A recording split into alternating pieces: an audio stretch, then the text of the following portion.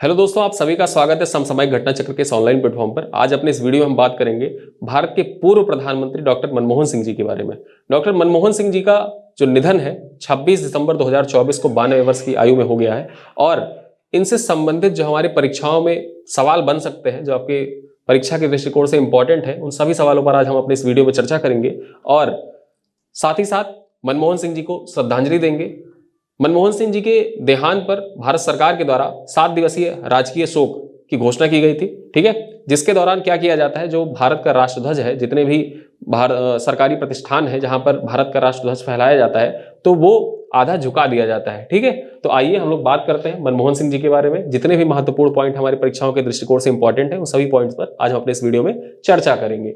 भारत के 14वें प्रधानमंत्री, सबसे पहले पॉइंट तो यही हो जाता है कि मनमोहन सिंह जी का क्रम कौन सा था। तो 14वें क्रम के प्रधानमंत्री थे और भारतीय आर्थिक सुधार के मुख्य वास्तुकार के रूप में हम इनको जानते हैं। ठीक है, डॉक्टर मनमोहन सिंह जी का 26 दिसंबर 2024, अब 26 दिसंबर का जो दिन है, ये एक दिन मतलब एक विशेष तिथि इस दिन मनाई जाती है। तो इस दिन वीर बाल दिवस के रूप में मनाया जाता है। 26 दिसंबर का दिन होता है, इसको वीर बाल दिवस के रूप में मनाया जाता है। और 26 दिसंबर को ही जो प्रधानमंत्री राष्ट्रीय बाल पुरस्कार थे वो भी प्रदान किए गए थे। ठीक है, तो याद रखना 26 दिसंबर को मनमोहन सिंह जी का 92 वर्ष की आयु में निधन हो जाता है। ठीक है, डॉक्टर मनमोहन सिंह को अखिल भारतीय आयुर्वेद संस्थान एम्स नई दिल्ली में भर्ती कराया गया था तथा उनकी उम्र से संबंधित बीमारियों का इलाज चल रहा था, यानी कि एम्स दिल्ली में इनका निधन हुआ। आगे देखें, भारत सरकार ने 26 दिसंबर से 1 जनवरी 2025 तक 7 दिनों के राजकीय शोक की घोषणा की थी। इस दौरान पूरे भारत में राष्ट्रीय ध्वज आधा झुका रहेगा और कोई आधिकारिक मनोरंजन कार्यक्रम नहीं होगा। डॉक्टर मनमोहन सिंह का पूरे राजकीय सम्मान के साथ अंतिम संस्कार किया गया। ठीक है, यहां जाएगा लिखा है किया गया। चलिए आगे देखें, डॉक्टर मनमोहन सिंह के बारे में कुछ चीजें जान लेते हैं। डॉक्टर मनमोहन सिंह का जन्म जो हुआ था वो 26 सितंबर 1932 को अविभाजित पंजाब, यानी कि जब भारत का पार्टीशन नहीं हुआ था तो उस टाइम जो पंजाब था, ठीक है, वहां के गाह गांव में हुआ था। 1932 में गाह गांव में मनमोहन सिंह जी का जन्म हुआ था।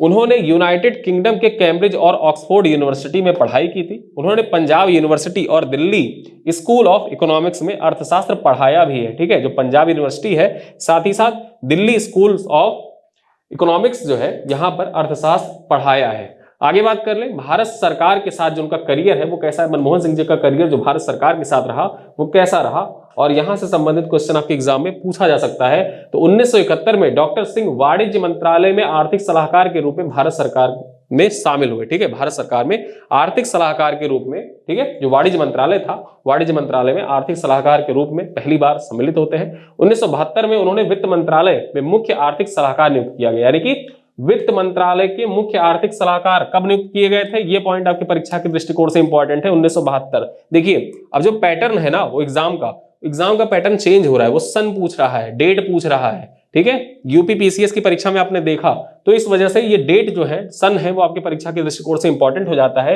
एग्जाम में पूछ सकता है कि आर्थिक सलाहकार, मुख्य आर्थिक सलाहकार बने थे, चीफ इकोनॉमिक एडवाइजर नियुक्त किए गए थे वित्त मंत्रालय में, किस सन में, 1972 में। ठीक है, आगे बात करें, डॉक्टर सिंह ने वित्त मंत्रालय के सचिव, ठीक है, जो वित्त मंत्रालय में सचिव के रूप में इन्होंने कार्य किया है, साथ ही साथ योजना आयोग के उपाध्यक्ष के रूप में भी कार्य किया। देखिए कहां कहां इन्होंने कार्य किया, ये इंपॉर्टेंट हो जाता है आपके परीक्षा के दृष्टिकोण से। कथन कारण या कोट बना के आपसे पूछ सकता है कि निम्नलिखित में से कौन सा कथन असत्य है।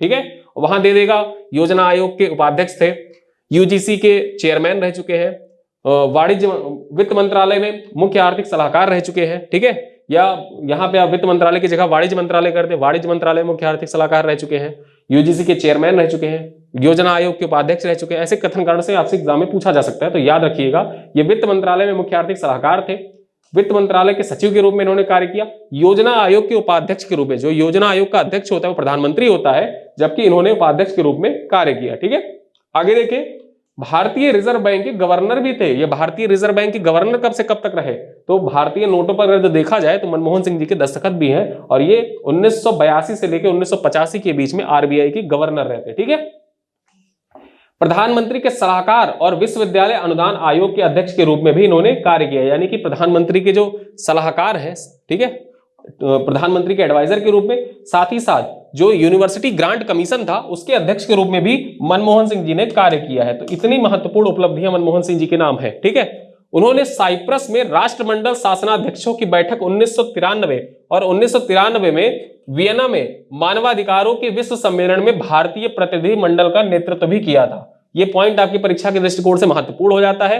उन्होंने कुछ समय के लिए व्यापार एवं विकास संयुक्त राष्ट्र सम्मेलन UNCTAD, जिसको आप अंकटाड कहते हैं, सचिवालय में भी काम किया था। उन्होंने 1987 से और 1990 के बीच में जनेवा में दक्षिण आयोग की महासचिव के रूप में भी कार्य किया। यानी कि जो जनेवा में दक्षिण आयोग है वहां पर 1987 और 1990 के बीच में कार्य किया था, ठीक है, महासचिव के रूप में, ठीक है। आगे बात करें, मुख्य कार्य इनका था आर्थिक सुधारों के वास्तुकार के रूप में देख लेते हैं, ठीक है।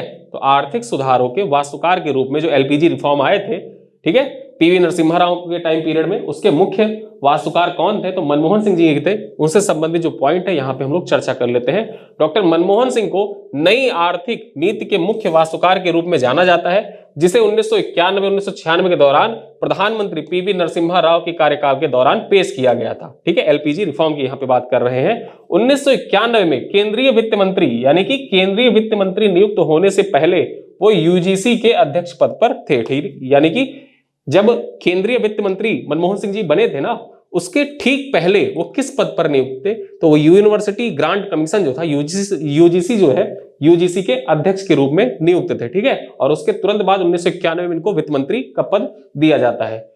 उनके नेतृत्व में भारत ने आर्थिक सुधारों की एक श्रृंखला शुरू की, जिसे स्वतंत्र भारत के आर्थिक इतिहास का महत्वपूर्ण मोड़ माना जाता है। यानी कि LPG रिफॉर्म जो है, LPG रिफॉर्म लाने में मनमोहन सिंह जी का सबसे महत्वपूर्ण योगदान था, और भारत में जो आर्थिक सुधार है उसके मुख्य वास्तुकार मनमोहन सिंह जी को ही कहा जाता है, ठीक है। पुरस्कार और सम्मानों की बात कर लेते हैं। कौन कौन से पुरस्कार और सम्मान मनमोहन सिंह जी को दिए गए? तो यहाँ पे देखें, डॉक्टर मनमोहन सिंह जी को दिए गए कुछ महत्वपूर्ण पुरस्कार इस प्रकार है। पद्म विभूषण से कब सम्मानित किया गया? आपके परीक्षा में पूछा जा सकता है, ठीक है। तो 1987 में भारत का दूसरा सबसे बड़ा नागरिक पुरस्कार जो पद्म विभूषण है वो किसको प्रदान किया गया? तो वो डॉक्टर मनमोहन सिंह जी को प्रदान किया गया। भारतीय विज्ञान कांग्रेस का जवाहरलाल नेहरू जन्म शताब्दी पुरस्कार कब दिया गया था? 1995 मनमोहन सिंह जी को दिया गया। वहीं वर्ष के वित्त मंत्री के रूप में एशिया मनी पुरस्कार, ठीक है, एशिया मनी पुरस्कार जो है 1993 और 1994 में किसको प्रदान किया गया था? मनमोहन सिंह जी को प्रदान किया गया था, ठीक है। वर्ष के वित्त मंत्री के रूप में यूरो मनी पुरस्कार, यानी कि यूरो मनी पुरस्कार, देखिए एशिया मनी पुरस्कार भी दिया गया है, साथ ही साथ यूरो मनी पुरस्कार भी इनको प्रदान किया गया है। आगे देखिए, कैम्ब्रिज विश्वविद्यालय के द्वारा एडम स्मिथ पुरस्कार कब प्रदान किया गया था? तो 1956 में एडम स्मिथ पुरस्कार कैम्ब्रिज विश्वविद्यालय के द्वारा मनमोहन सिंह जी को प्रदान किया गया। कैम्ब्रिज में सेंट जॉन्स कॉलेज में विशिष्ट प्रदर्शन के लिए राइट पुरस्कार 1955 में प्रदान किया गया। और डॉक्टर सिंह कैम्ब्रिज और ऑक्सफोर्ड विश्वविद्यालय सहित कई विश्वविद्यालयों की मानद उपाधियां भी प्राप्त कर चुके थे, ठीक है। तो ये पॉइंट इंपॉर्टेंट हो जाता है कि एशिया मनी पुरस्कार 1993-94 में 2 बार प्रदान किया गया। यूरो पुरस्कार कब प्रदान किया गया? 1993 में प्रदान किया गया। एडम स्मिथ पुरस्कार 1956 में प्रदान किया गया। राइट पुरस्कार 1955 में प्रदान किया गया था। भारतीय विज्ञान कांग्रेस का जवाहरलाल नेहरू शताब्दी पुरस्कार का प्रदान किया गया 1995 में। और सबसे महत्वपूर्ण पॉइंट जो आपके एग्जाम में पूछा ही जाएगा वो ये है कि मनमोहन सिंह जी को पद्म विभूषण से कब सम्मानित किया गया था, ठीक है। तो 1987 में मनमोहन सिंह जी को पद्म विभूषण से सम्मानित किया गया था, और ये पॉइंट आपके एग्जाम में पूछा जा सकता है। राजनीतिक करियर की बात कर ले तो राजनीतिक करियर जो है, डॉक्टर सिंह कांग्रेस पार्टी में शामिल हुए और 1991 से 2024 तक राज्यसभा के सदस्य रहे। यानी कि 1991 से लेकर 2024 तक डॉक्टर मनमोहन सिंह जो है वो राज्यसभा के सदस्य रहे। वो लगातार 5 बार राज्यसभा के सदस्य रहे हैं, ठीक है। 1998 और 2004 में राज्यसभा में विपक्ष के नेता भी रहे। विपक्ष में नेता कब कब रहे? 1998 और 2004 में विपक्ष के नेता के रूप में कार्य किया। साथ ही 2004 में जब संयुक्त प्रगतिशील गठबंधन यानी कि यूपीए सत्ता में आती है, उसके बाद भारत के 14वें प्रधानमंत्री बने, ठीक है। जब यूपीए सत्ता में आती है 2004 में, उसके बाद यूपीए गवर्नमेंट की तरफ से ये भारत के 14वें प्रधानमंत्री बनते हैं।